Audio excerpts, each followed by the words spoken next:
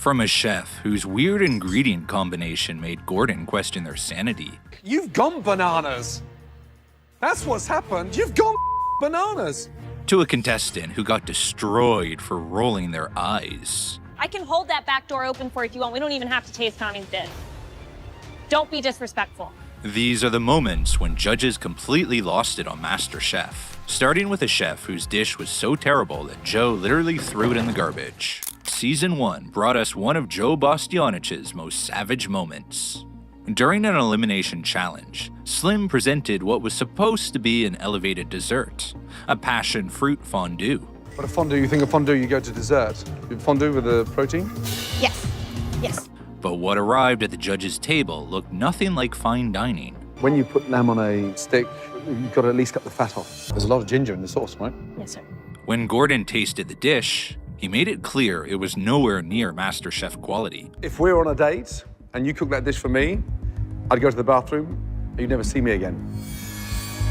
I'd bolt out the door. Joe took one look at the dish and his face said it all. Then Joe did something that would become one of MasterChef's most iconic moments. You guys have to, at this point in the competition, you need to be listening to what we're telling you about what we're producing, because this is ridiculous.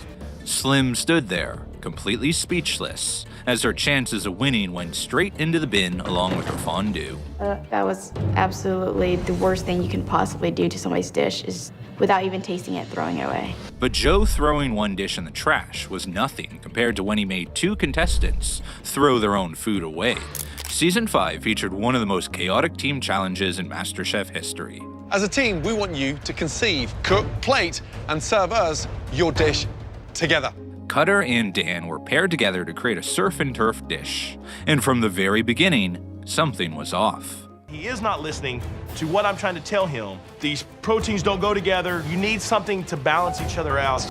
Cutter wanted to take the lead on the seafood. Dan wanted to control the steak. Instead of working together, they worked against each other. Neither was communicating, neither was listening. It was a disaster in slow motion. No, I ain't okay. I ain't gonna lie. No, I ain't okay.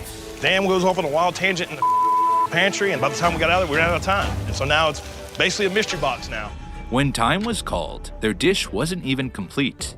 The plating was a mess. It looked like two separate dishes that accidentally ended up on the same plate. What in the is that? I am so embarrassed. The disappointment on his face was evident. Somebody give it to me, will you? Tell me I'll what say that is. exactly what happened. Please. Go in the pantry. Please. He has an idea. I listened to him. Yeah. I told him I didn't like it. Then Joe stepped forward. You don't have to eat it, really. You don't. I'm a judge here, so why don't you let me figure out what I have to do and what I don't have to do. I know how to do my job. Both Cutter and Dan knew what was coming. Joe pointed to the trash bin. Do the honors. Thank you very much. Cutter and Dan failed as a team, but the next moment involved actual flames and a laughing contestant. During Season 3, the top 18 were working with a difficult mystery box challenge. Helen was working at her station when suddenly, flames erupted from her pan. Fire. Fire. You got a fire? Stand back. Just stand back. Gordon saw the flames and rushed over immediately, cursing as he grabbed whatever he could to smother the fire. And Gordon accidentally burned his hand. Yeah, no, I just burnt my hand when I had the cloth there. It's fine. Like a knight in shining armor. Everything's fine. Yeah. Yeah. Okay, good. Brilliant. Very brave. Thank you. Okay. But that's when something absolutely shocking happened. Helen laughed at the situation. The plate's on fire. No, it's not funny. You're right. Trust me, you've got your neck in a noose.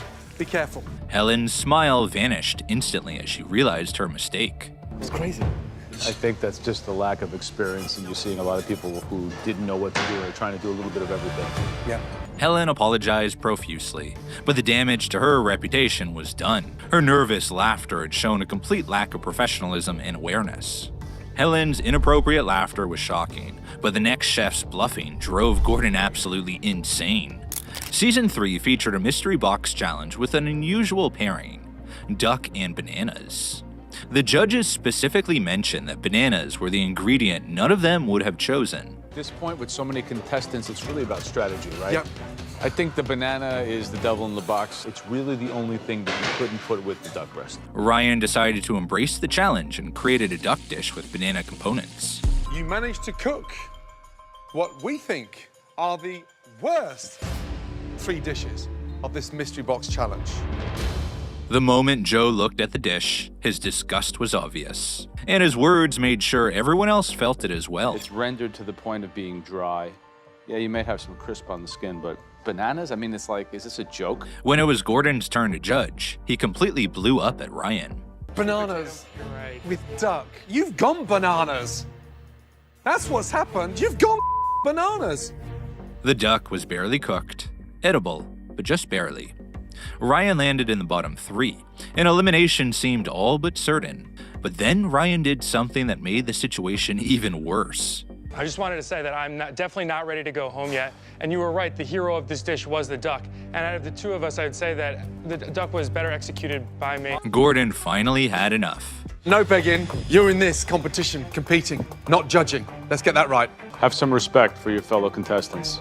Ryan managed to escape elimination that round, but the damage to his reputation was already done. His endless bluffing and excuses only made the moment harder to watch. Ryan's bluffing was annoying, but the next moment was about a chef completely destroying a key ingredient. MasterChef Canada Season 1 introduced an ingredient that confused almost everyone: smelts. These small fish required delicate handling and respect for their natural flavor. Smelts. Think, man. Portuguese, fish. So I'm pretty happy. Danny Raposo decided to make smelt croquettes, which sounds reasonable enough. But then he made a fatal mistake. He pureed the smelts. Is that a Portuguese dish? It usually is done with cod. Figured I'd try a little risk and switch it up. You're pretty confident, aren't you? Absolutely. He literally put the fish in a food processor and turned it into a paste. Chef Claudio checks his croquettes and wonders where the smelts even are. Where are the smelts? I pureed them and then... You pureed them. Why?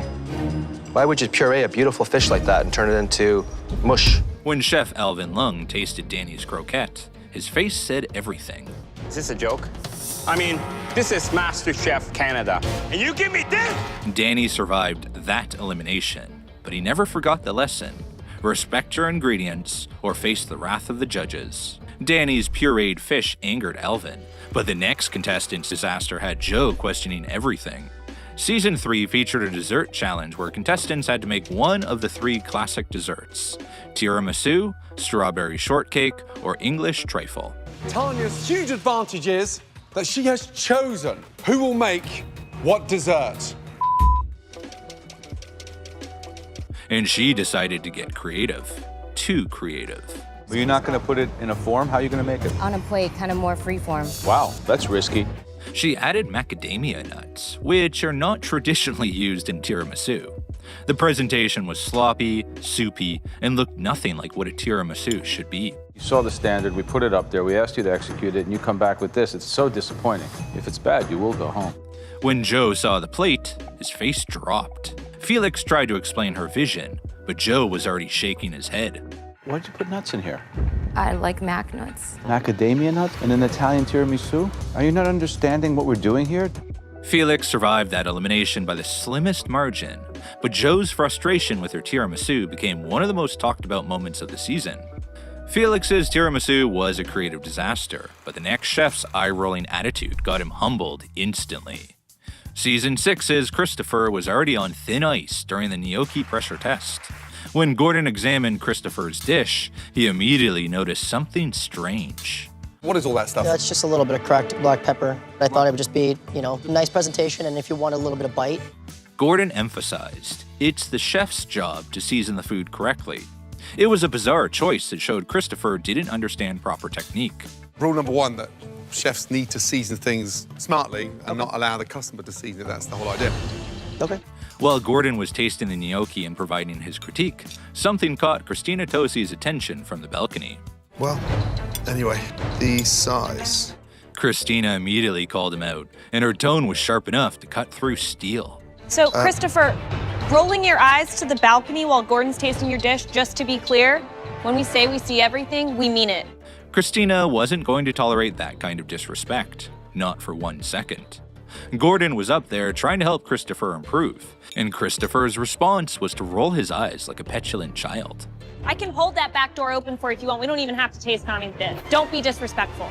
You can be the most talented chef in the competition, but if you can't accept criticism with respect and humility, you're done. Christopher's eye roll showed disrespect, but the next chef's stubbornness during an audition crossed the line. MasterChef Canada Season 1 introduced us to Eric Chong. During the audition round, he presented his signature dish. My dish is called This is Ducking Awesome. I'm making a pan-seared duck breast on a bed of rice with my take on a red Thai curry sauce. The dish sounded ambitious. However, when the judges looked at the plate, there was an obvious problem. That duck looks burnt. This is how I usually cook my duck. Michael Bonaccini tasted it first and immediately gave a no, saying Eric wasn't ready for the competition. Claudio April saw potential beyond the burnt exterior. Eric, you're a smart guy and you have a great story, but it's the food that really spoke to me. So I say yes. Then it was Alvin Lung's turn. Alvin got into the duck and immediately went off. You say it's crispy. Yeah. I say it's burnt. It doesn't taste burnt, I promise you that. That's when Alvin exploded. Eric. Yes, chef. I don't like it when people tell me I'm wrong.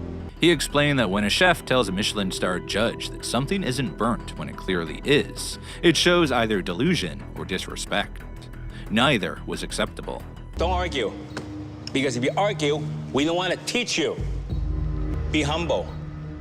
Learn. The tension was incredible, but then Alvin did something unexpected. He gave Eric a yes anyway, based on the flavors underneath the char. Can you give me more? 100%, chef. Do you know who I am? You're Alvin Lung. You're a chef. You're an engineer. You're living my dream. Eric got his apron, but he learned a valuable lesson. Never argue with the judges about obvious mistakes. Own them, learn from them, and move forward. And for the record, Eric went on to win the entire season, eventually opening a Michelin-starred restaurant with Alvin himself. This is the happiest day of my life. I'm Canada's first MasterChef. Still, that burnt duck audition remained legendary.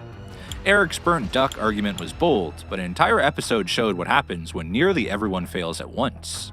Episode 7 of Season 2 became known as one of the most frustrating episodes in MasterChef history. The challenge seemed simple: make a dessert using a key ingredient. You are going to be using... Don't pick coffee. Coffee. What followed was a parade of disasters that had all three judges questioning if anyone in that kitchen belonged in the competition. It's like I've just gone to the doctors for a skin graft on my butt. Yeah. And stuck it in caramel. Yeah. That is a horrible... Then Alejandra came up next with ingredients that were completely raw. Gordon was baffled. I cannot believe, from what you've done in this competition, that you would come up with something as bad as that. Dish after dish came to the judges' table, and dish after dish was a complete failure. And Gordon was not having it. If you had any sense, you'd stage a trip up and smash the plate on the way up here. You should come with a health warning sign. That was the breaking point for the judges, and they finally snapped. The frustration was about the pattern. These contestants were this far into the competition, and they were still serving raw, poorly conceived, embarrassing food. I swear to God, when like that hits the plate, I feel like giving up. The episode became legendary for showing just how badly an entire group could fail when they stopped taking the fundamentals seriously. While an entire group failed at dessert, the next chef's arrogance needed a reality check from Gordon himself. Season 2's Jennifer just served what Gordon called the benchmark, a perfectly executed risotto that was seasoned beautifully and cooked to perfection. Flavor is incredible. Thank you, chef. Really delicious. 90% of most line cooks wouldn't be able to hit a risotto that well. Great job. The judges were raving about it. And then Gordon decided to teach someone a lesson. I want you to come down and taste this. Because when you put mashed potatoes on a plate like that, you've got to understand what you're up against. Christian walked over, tasted Jennifer's dish, and immediately got cocky. Very good. I've had better. You may want to be smart and start acting like an arrogant. Gordon wasn't finished and wanted Christian to identify the difference between good food and bad food, hoping Christian had the intelligence to learn from it. Because all of a sudden, over the last couple of weeks, you've shut down. Because you can't learn anymore. And that's pretty obvious in the results you're putting on the plate. The reality check was brutal and necessary. In the MasterChef kitchen, you don't get points for being slightly less terrible than someone else. You either cook well or you don't. Christian got humbled for arrogance, but this next wedding service was pure chaos. Season 4, Episode 12 should have been a beautiful, memorable moment. Two teams working together to serve an elegant wedding reception menu. If we do halibut, we are taking probably the least flavorful protein. That is a good call. For the most part, a rack of lamb is easy. Perfect. Okay. Instead, it became a complete masterclass in how not to run a professional kitchen service. Bring your team together, and I want to hear you become a little bit more vocal. Okay, you're the captain. Natasha, are you listening to anything, or are you that arrogant? From the absolute beginning, both teams were struggling badly. The blue team's steaks were coming out inconsistent. Some perfect, some overcooked, some undercooked. James, the lamb is cold! The lamb is cold! Get it back! Back in the oven. Get it back! The red team's sides weren't ready when they needed to be. Communication had completely broken down on both sides of the kitchen. Maybe we brought them too far. Maybe they're just out of their element. I hope we don't embarrass us tonight. Ready? Too far, too soon? I'm worried. Gordon was screaming constantly. Joe looked genuinely furious. Graham seemed concerned that the wedding guests might not actually get fed. Everyone's just stopped all of a sudden! Guys, move! Sorry, Joe. I've never seen such disorganization. Then Gordon said something that perfectly, absolutely captured the disaster unfolding before their eyes. This is just the bride and groom, and it's taken 7 minutes to get 4 plates out. Get organized! You're all running around like headless chickens! And he was completely right. No, you cannot send this! Oh my God. Look, dirty plates! Guys, everywhere! get over here. Come here. Contestants were literally bumping into each other. Nothing was coordinated, nobody was leading, nobody was communicating. It was pure chaos. You're sweating, look at me, on the food. Okay, young man, I know it's hard. You cannot sweat in the food. Yes, chef. No way.